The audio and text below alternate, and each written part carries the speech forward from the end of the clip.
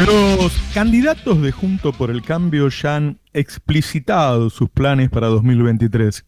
Basta ver la televisión para escucharlos prometer cosas tan horrendas que más que promesas parecen amenazas. Incluso los han escrito en algunos papers que manejan sus equipos y que son accesibles, los podés conseguir. Hablan de declarar la emergencia previsional, la emergencia laboral y la emergencia tributaria en las primeras 72 horas de gobierno.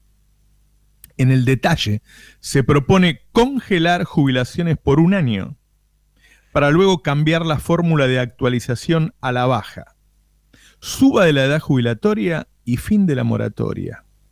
Solo con el congelamiento, en un año en el que piensan subir tarifas, devaluar, eliminar retenciones, los jubilados verían caer sus ingresos aproximadamente un 40%. Ingresos reales. Declarar la emergencia laboral es eliminar la indemnización, debilitar los lazos gremiales y una rebaja de aportes que degradaría el sistema de salud y previsional. Patricia Bullrich dijo que irá con el ejército a apretar sindicalistas. La emergencia tributaria es eliminar retenciones, eliminar bienes personales y otros tributos a los ricos. También los papers hablan de suba inmediata de tarifas hasta restablecer el régimen de 2018, una suba de aproximadamente 1.500%. La propuesta incluye privatizar Aerolíneas Argentinas e YPF. Ahora que Vaca Muerta vuela e YPF es el dueño del 40%. Ahora Patricia Bullrich habla de eliminar la mitad de los ministerios. Primero dijo salud y educación, después dijo que no. La mitad es la mitad. Los papers incluyen restricciones al derecho a la protesta, como el envío de un proyecto que prohíba cortar calles y manifestarse frente al Congreso en días de sesiones. Macri y Bullrich han dicho a sus dirigentes más cercanos que para llevar adelante este cambio fundacional en el país, este gobierno tiene que terminar mal. Que la crisis debe ser muy grande para que luego el pueblo acepte cambios muy grandes. No lo dicen en público, pero esperan que el gobierno caiga antes, Macri y Bullrich. Para eso han asegurado que no permitirán que Alberto gobierne, no van a dejar pasar ninguna ley e irán a la justicia ante un decreto. De hecho, no han aprobado siquiera el presupuesto que permite gobernar. La forma de hacer explotar al peronismo en 1000 pedazos es que no termine un mandato. Aclaro, por si queda alguna duda, que yo no creo que estén dadas las condiciones para que eso ocurra, porque el país está creciendo, está generando empleo. No nos quedamos sin reserva, pero lo intentan, buscan el momento. Aún así, si el gobierno cayera, muchos piensan que las reformas no pasarían. Ahí viene la preparación del clima. Solo con violencia y represión pueden pasar esas medidas. El clima de violencia aumenta hoy. Escuchémoslos, a ver. Que el kirchnerismo es una psicopatología política, no es política, es una psicopatología. Y el gran psicópata de la sociedad argentina es el peronismo. Bueno, vamos a la patología del personaje. Ustedes saben que esta señora tendría que estar con un médico. El nivel de psicopatía política que tiene una sola persona, pero yo hago responsable también a Alberto y a todos los que lo siguen como perritos falderos. Cristina Fernández de Kirchner, con una conducta claramente destituyente. Cristina es mala, ¿eh? Por una vicepresidenta siniestra. Se puede decir que Cristina es un bombón asesino como los de Gilla Murano. Cristina es capaz de cualquier cosa, digamos, es una licenciada en ciencias del mal. Esa palabra psicópata, mala, esa palabra te demoniza y te deshumaniza a la vez. Es decir, si es un psicópata, le puedo hacer lo que quiero. Lo encierro en un manicomio, lo encarcelo. Es decir, cuando los estados van a hacer un daño a un segmento de la población, lo marcan, ¿sí? La marcan en la puerta, acá es la K en la frente, lo demonizan, lo deshumanizan y luego si no es un humano, lo pueden eliminar. Eso están haciendo. Escuchémoslos. Esto Alberto Fernández lo sabía, una personalidad con 3 características, ¿no? Un mentiroso, un pusilánime y un mitómano. Yo ya sé, acá acabo de decir, no, las instituciones. Hay un mecanismo constitucional, el tipo puede renunciar. Ustedes van a correr. Hay una Argentina de bien que los va a sacar a patadas en el culo a ustedes. Ya no te respetamos más, gordo. Gordo. Hace un ratito también el presidente Alberto Fernández se subió a este tren. ¿Quiénes forman parte de este tren fantasma? Lo peorcito del mundo, ahí lo estás viendo, los tiranos, los dictadores, los asesinos, los déspotas. Cara a cara es cobarde el presidente. Lo de hoy fue un acto de cobardía total. Nosotros estamos gobernados por delincuentes. Te voy a decir algo, sé que me van a castigar por esto que voy a decir. Atamos a uno solo en un árbol en Plaza de Mayo y se termina todo este quilombo. Sí, señor. Sí, señor. Se termina. El pueblo no tiene que olvidarse del repudio que se merece semejante cobarde. Cuando insistieron, dijo que esto no había sucedido. Y cuando volvieron a insistir, el maricón lo quiso arreglar con plata. Cuando él, digamos, es menos que un títere de Cristina. Por ahí podemos decir, el kirchnerismo se termina para siempre.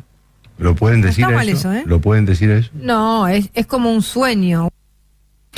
Si en un país como Argentina querés reprimir, encarcelar e incluso matar, primero tenés que naturalizar esa violencia.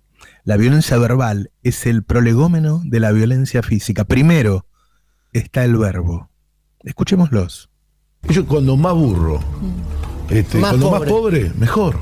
Tienen esa lógica política. Entonces quieren un pueblo burro. Nosotros, si el año que viene ganamos las elecciones, sangre, sudor y lágrimas. La gente lo tiene que saber. No se sale contándole, bueno, ahora sí se puede, somos el cambio. No.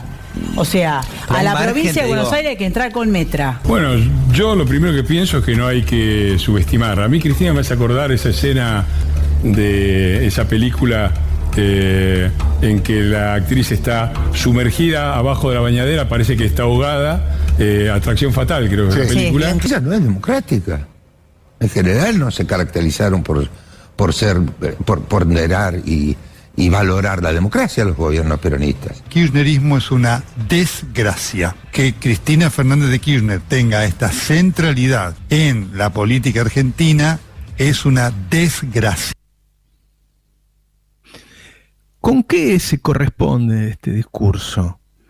¿Qué es lo que está ocurriendo en Argentina? El gobierno está avasallando la justicia. El gobierno está avasallando la libertad de prensa. El gobierno está haciendo algún daño en particular sobre alguien. ¿Qué amerita semejante nivel de violencia verbal? La violencia verbal es parte de lo que se viene. Primero es la violencia verbal. Una vez que se naturalice, una vez que la población piense que son psicópatas, que son... No repitamos todas las palabras que dice. Entonces podés desterrar al peronismo. A ver.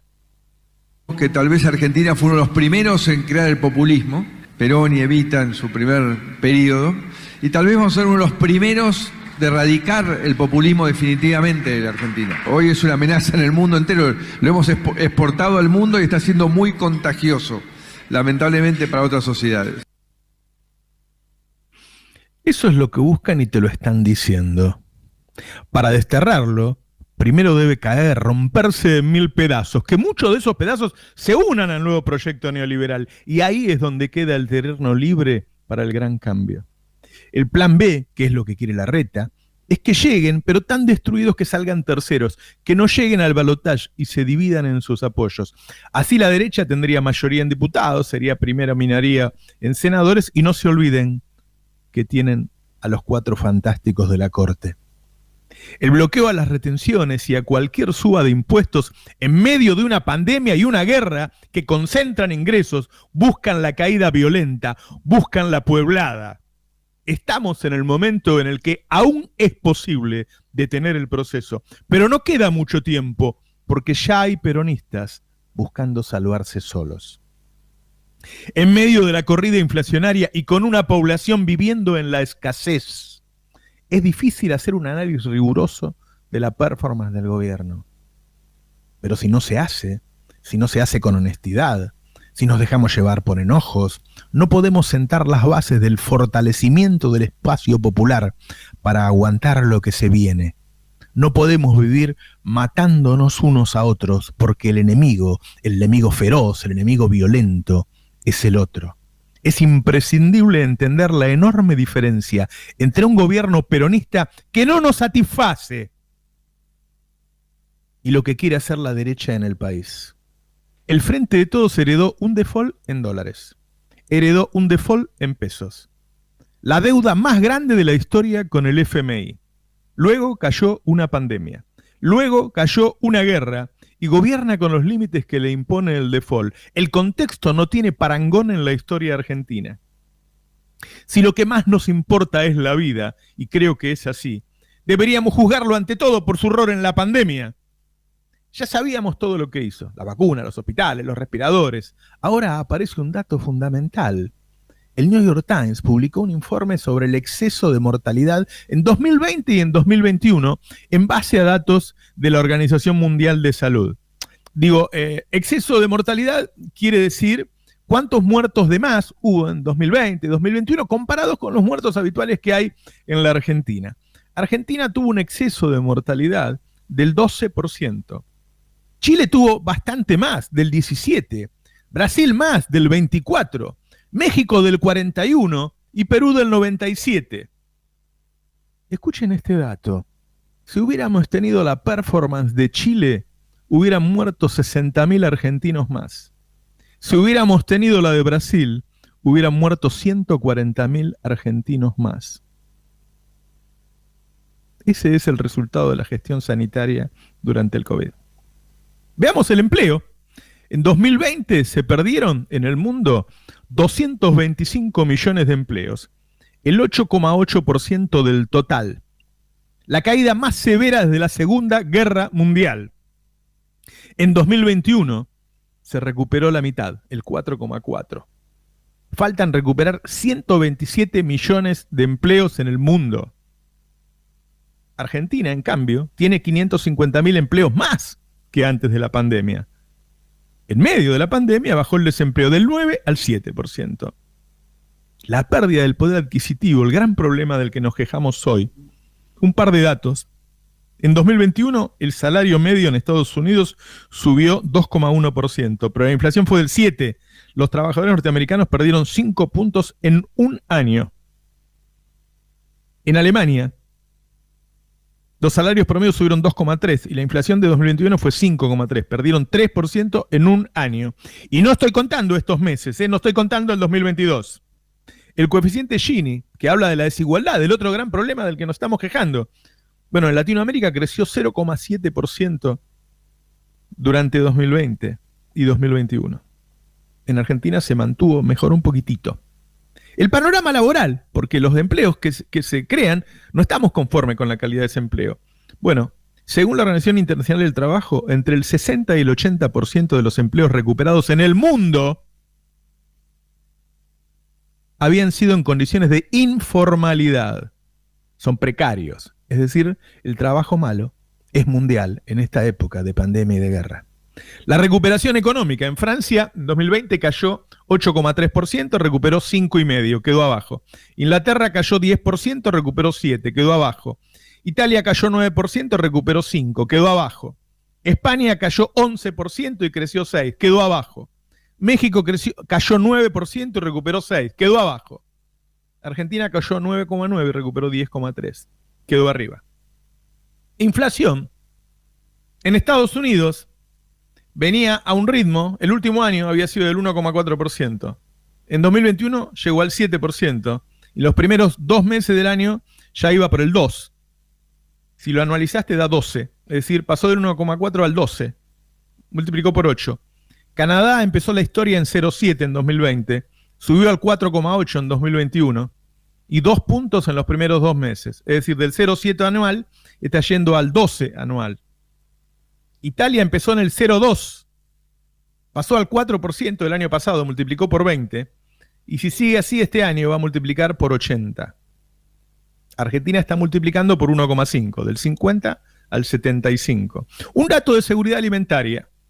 En el Reino Unido una encuesta dio que el 57% tuvo problemas para alimentarse. Lo que quiero decir es que si no se hace un análisis riguroso y una comparación con las consecuencias de la pandemia y la guerra en el mundo, la pelea en el seno del peronismo no dejará de ahondarse.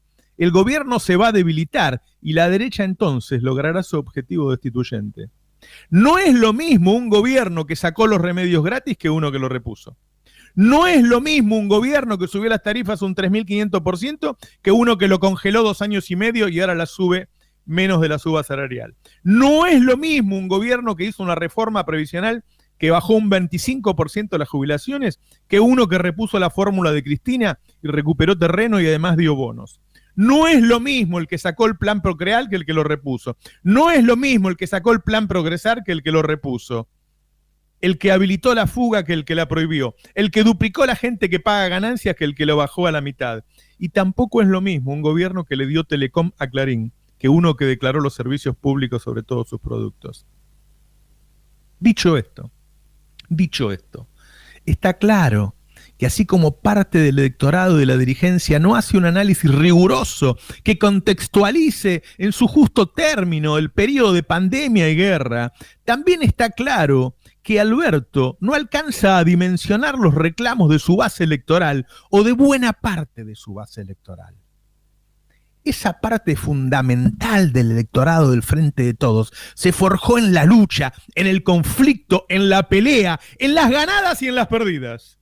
La identidad K, y Alberto dice que es K, es la lucha por los derechos.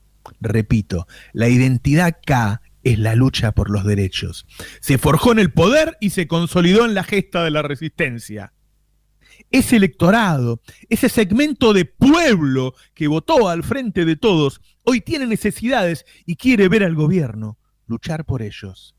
La suba de retenciones no terminaría con la inflación. Volver incluso a las retenciones de Cristina bajaría la inflación medio punto, si querés, del 6 al 5,5, porque la inflación actual tiene un alto componente inercial de ese 50% que nos dejó Macri.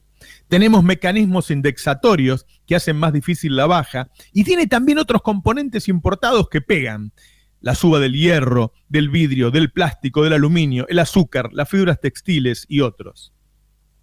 Para lograr sacar las retenciones hay que pasar por el Congreso y luego pelear con los jueces que la frenen por algún amparo. Es decir, es muy difícil de hacer y sería un paliativo. Pero repito, el pueblo tiene necesidades y quiere ver a su presidente pelear. Puede ser esta medida u otra. Quiere ver a su presidente pelear. Esa separación actual entre el Ejecutivo con una parte de la dirigencia y con una parte del electorado debilita al gobierno y abre el camino para que la derecha vuelva con todo, con su plan del siglo XIX y su violencia. Esa violencia que hoy es oral, pero mañana será física, como lo será también la violencia del explotado y del despojado. La herencia, la pandemia y la guerra han generado una injusta distribución del ingreso. Seguro, si el pueblo ve a su presidente pelear por su salario, tendrá más posibilidades de comprender el contexto y las limitaciones locales. Y además de ser, hay que parecer. No es la épica de la derrota lo que se le pide al gobierno. Es la época de la dignidad de un pueblo que quiere ver a su líder defendiendo el pan de su familia. Buenos días. Esto es Navarro 2023.